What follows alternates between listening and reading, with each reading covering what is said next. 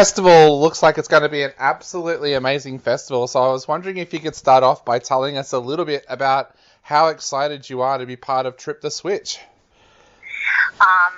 It's just perfect for us. We are pumped. As you know, it's been a long time since any of us have hit the stage, a whole year now.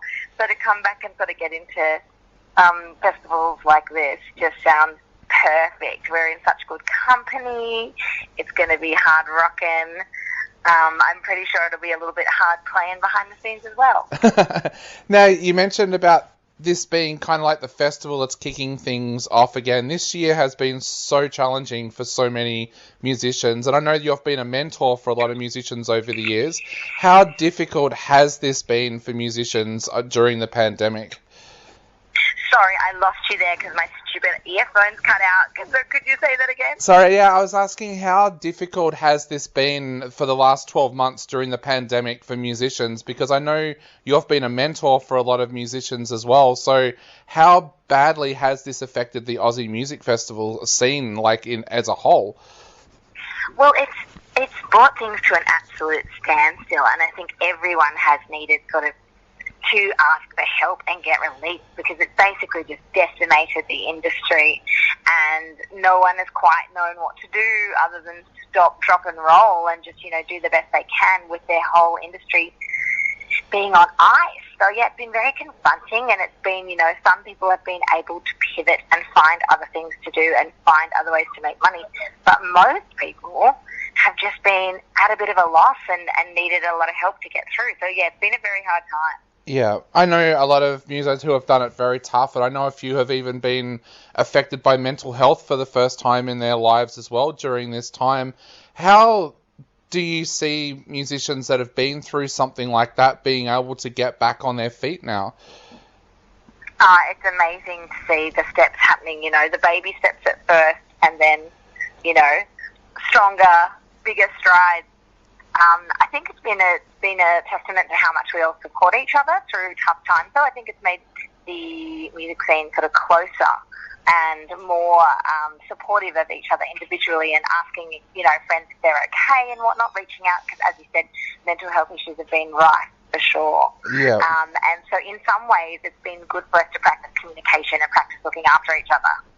For you personally, how have you spent the lockdown? Have you found it to be a time to kind of recharge the batteries a little bit and work on new material? Or what have you done during this lockdown period?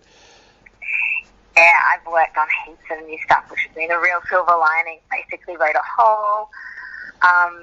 new album. I was like, what am I going to do? What am I going to do after I got over the shock of having the whole year's gigs blown out? I was like, well, I did want some writing time, so it took me a few months to get going. But then in the sort of middle to last couple of months of lockdown, I was like on fire, just writing every day, writing heaps and heaps. And so that was an amazing distraction and felt really, really like a positive out of a negative. Yeah. So not being on stage for quite a while now because of the lockdown, does that mean that you'll be a little bit nervous before Trip the Switch?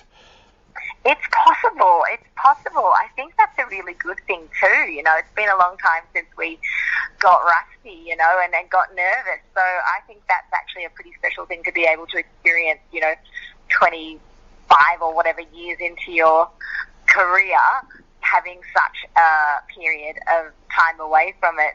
Yeah, nerves are special, and they're hard to come by when you're an old, hardened battle axe like me. So I will be excited to be nervous. Yeah.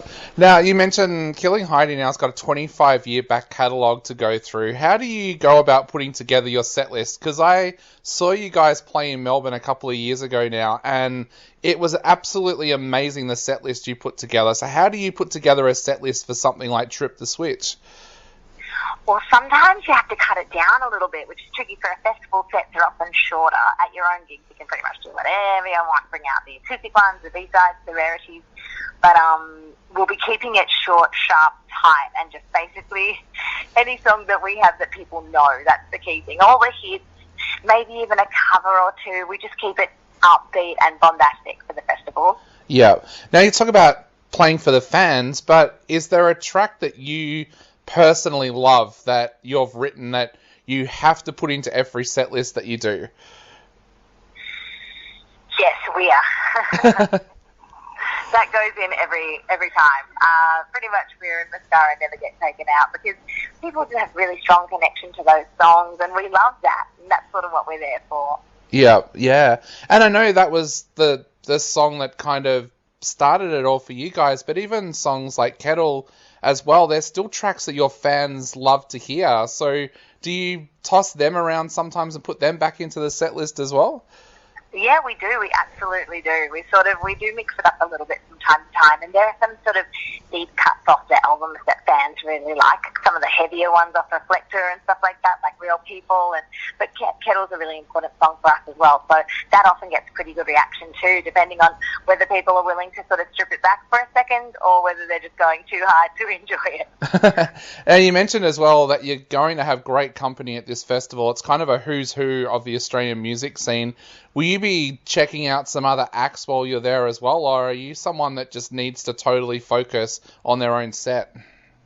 Well, it depends on the day. It actually depends on the mood. Sometimes we have a hoot backstage and try and catch up with everybody, and, it's like a social gathering and sometimes like a reunion, but sometimes I do feel the need to focus. And if I am honest, this time I might be a little nervous. I might be a little bit, just trying to give the gig everything I've got and a bit focused. So on those days, I do I say that I keep to myself, but I don't really, compared to what I normally do. I'm still pretty outgoing, but sometimes you will find me focusing backstage. Now, I've been doing this for 25 years as well, and I still get tongue-tied sometimes when I see my idols backstage at a festival. Do you ever have that moment where you're completely tongue-tied because one of your musical idols are backstage with you? Yeah, it's been a while, but I absolutely do. Like, I get excited, and I kind of get that feeling like when you're a little kid and you're starting out and thinking, where could it all go? You sort of get back in touch with that little kid inside you that goes, oh, that's pretty cool. Oh, that's actually pretty cool. That doesn't wear off, depending on if it's someone you really admire and respect. And sometimes for me, those people aren't the most famous people. They're just the ones that you particularly think they've done it well, or they're just a really cool person, or they've written some songs that have really touched you. That's the best feeling. To think that you're on the same stage as them, to think that you're up here with them, it is satisfying to that inner child. Yeah, definitely. And Trip the Switch, one of the things that I'm going to love about this festival, it's in such a beautiful part of the world. Are you hoping to get out and see the sights a little bit while you're up there as well? Oh, I hope so. It's never the way. Never the way. It's always funny, like you're in, you're out, you're there, you're gone. But I wish, if we can carve out some time, I'd definitely be up for it. Yeah. Now, I know we are running out of time very, very quickly. So before I go, I'd love to ask, what would you like to say to our listeners before they come to check out Killing Heidi at Trip the Switch? Oh, just come with your best attitude and your best shoes for moshing and dancing and maybe a couple of sweatbands because I got a feeling it's going to be sweaty. Awesome. Well, Ella, thank you so much for chatting to us today. It's been an absolute pleasure, and I cannot wait to see you guys play live at Trip the Switch. I'm so pumped. I will see you there. Awesome. See you there. Have a great day. Stay safe, and we'll talk soon. You too, mate. Thank you. Awesome. Bye. Bye. Bye.